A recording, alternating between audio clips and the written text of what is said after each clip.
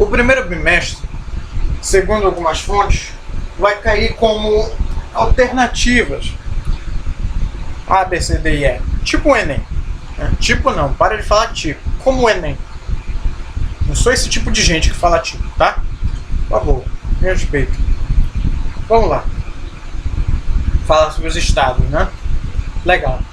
Feudalismo e absolutismo. Você tem que, nessa parte aí de feudalismo e absolutismo, queda do Império Romano, a Idade Média, o feudalismo representando o pluralismo jurídico, já que com os vários feudos, em cada um deles se possui uma legislação distinta uma da outra. E quando você tem a eliminação do feudalismo pelo absolutismo, você aí já tem um monismo jurídico, né? Você não vai ter um bando de lei adoidada, um bando de coisa para estudar. Não. No absolutismo, é somente o Estado, o soberano, né, que pode criar essas leis. E é somente uma fonte, né, o Estado. Não um bando de maluco fazendo lei. Só um. Você tem como características desse tempo a ruralização, a estrutura assimétrica, pluralista, direito consuetudinário, costumes, desigualdade institucionalizada. O monismo estatal ele é centralizador, um padrão contemporâneo. Ele ocorre a partir do absolutismo, desigualdade institucionalizada. Você tem estatalidade, positivação, unidade, sistematização e racionalidade. Agora o Estado liberal, bora lá. Revoluções burguesas, século XVIII. Depois de tanta repetição, a gente já reconhece alguns algarismos romanos, né? Incrível. Justnaturalismo racionalizado. Justnaturalismo também já foi tratado aqui em vídeos anteriores. É só procurar. Se não quiser procurar, azar o seu. Separação dos três poderes em detrimento ao poder centralizador no absolutismo. Protagonismo do legislativo. Certeza, segurança e previsibilidade. A certeza, segurança e previsibilidade, elas são um tripé, na minha opinião, do positivismo. Eu acho que eu já li isso em alguma parte do caderno, que eles são, está escrito em alguma parte, não me lembro, mas está escrito que segurança, previsibilidade e certeza são um tripé do positivismo. Cara. Positivismo puro, autonomia da vontade. Pacta sunt servanda, poder judiciário mecanizado. Função ordenadora, Estado mínimo, economia maior que social. Legalidade e igualdade formal, perante a lei. Liberdade negativa, dos modernos. Direito de primeira dimensão, os civis e políticos, autonomia individual. São direitos também conhecidos, os de primeira dimensão, como direitos individuais. Garante a ordem, trocas e propriedade privada. Liberdade. Crise. As mazelas sociais, o movimento de esquerda, que iam crescendo cada vez mais, direitos trabalhistas, né, para os direitos, e a crise de 1929. Aí, meu irmão, não teve como. Deram um tiro nas duas pernas, depois pegaram uma marreta e quebraram o joelho desse bicho aí. Meu irmão, aí veio o Estado Social. Bora lá. Estado do bem-estar social, o welfare state building, não sei o que. Continuando. Superação definitiva do modelo liberal de Estado pós-crise de 1929. Características. A função dele agora é promovedora. Não é mais como a do outro, que é ordenadora. Intervencionismo estatal. Continua o monismo jurídico, né? Agora vem o monismo jurídico de volta para nos assombrar. Mentira. Protagonismo do executivo, porque aí você vai ter uma ênfase nas políticas públicas, né? Relativização da autonomia da vontade, direito público e função social, igualdade material, efetividade e proteção das minorias, direitos de segunda dimensão, saúde, previdência, educação. Exemplos de direitos de primeira dimensão são a vida. Cadê? Tá bem aqui, ó. Tá bem aqui tratado. Direitos de primeira dimensão. Tá bem aqui escrito. Essencialmente não requer custo financeiro do Estado. É individualista. Por exemplo, a vida, liberdade, propriedade. Voltando. Constitucionalização de direitos sociais e constitucionalismo democrático. Primazia do público sobre o privado. A crise do modelo vem na crise do petróleo de 70. Inflação legislativa. Lei versus a prática. Liberalismo. O excesso de liberdade não sustenta seus próprios pressupostos. Intervencionismo. O excesso do Estado faz com que ele se torne ineficiente quanto às suas responsabilidades. Quer se meter na história dos outros? O Estado quer se meter na história dos outros? O que ele acha que vai acontecer? Vai levar um tabefe na cara. Estado Democrático de Direito, o EDD. Período pós-guerra. Função transformadora. Constitucionalismo democrático. Poder constituinte. Poder judiciário como órgão contra-majoritário. Uma coisa que já foi discutida no vídeo anterior. Deixa de ser a boca que proclama as palavras da lei.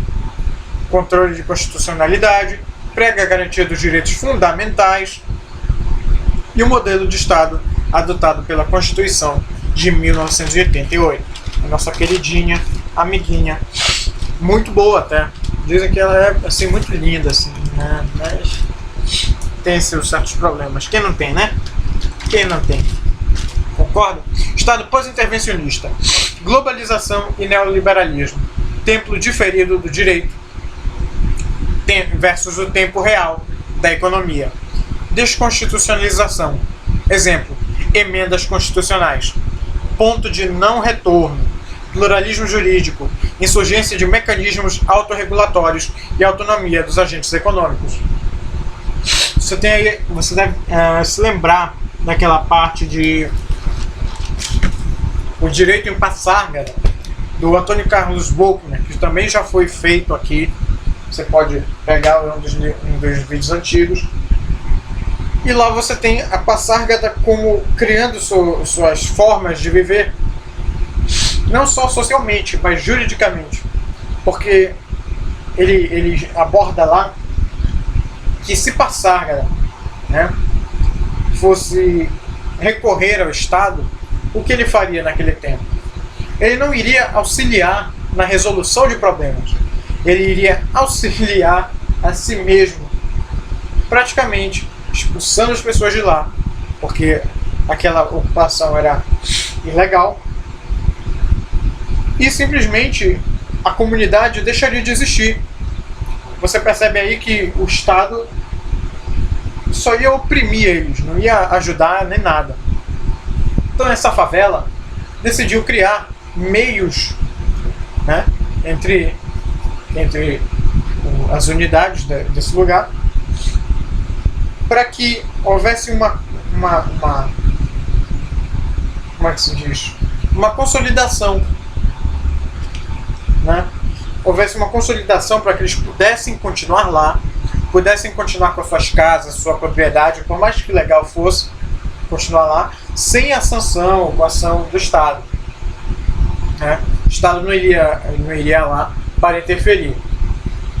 A partir daí, eles recorrem a outros meios. Não mais o Estado como a fonte. Cidadãos unidos numa sociedade, numa comunidade, passam a criar leis, claro, obedecendo as que já existem, mas especificadas, né? Elas estão especificadas para o seguinte contexto: não podemos pedir muita ajuda do Estado, vamos ter que nos virar sozinhos. E é isso que acontece.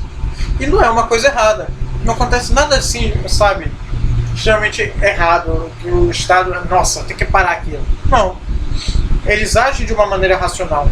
Você não pode dizer que eles estão errados, porque eles estão fazendo de uma maneira pacífica, de uma maneira correta de se fazer. Tá? Continuando. Problema da aplicação do Estado pós-intervencionista no Brasil. A insurgência de mecanismos autorregulatórios. Olha aí, tá vendo? Autorregulatórios. E autonomia dos agentes econômicos. Mudança na ideia de liberdade. Vem aquele negócio do Benjamin Constant, né? Liberdade dos antigos, liberdade dos modernos. Liberdade dos antigos. Estado absolutista. Já o liberal, liberdade dos modernos, é o Estado liberal. Deixa spoiler antes de falar. Liberdade dos antigos, uma liberdade positiva, para que sejamos livres, o Estado deve atuar assegurando direitos. Já a liberdade negativa, Estados modernos, o Estado liberal, o Estado deve atuar minimamente para garantir a verdadeira liberdade.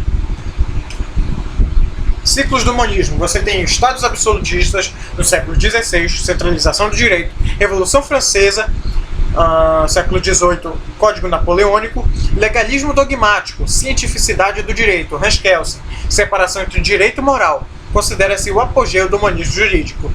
E a crise do Estado Social no final do século XX, o capitalismo e a acumulação flexível, gradual perda da dogmática jurídica estatal, desajuste entre estruturas socioeconômicas e as instituições jurídico-políticas, retomada de aspectos do pluralismo jurídico.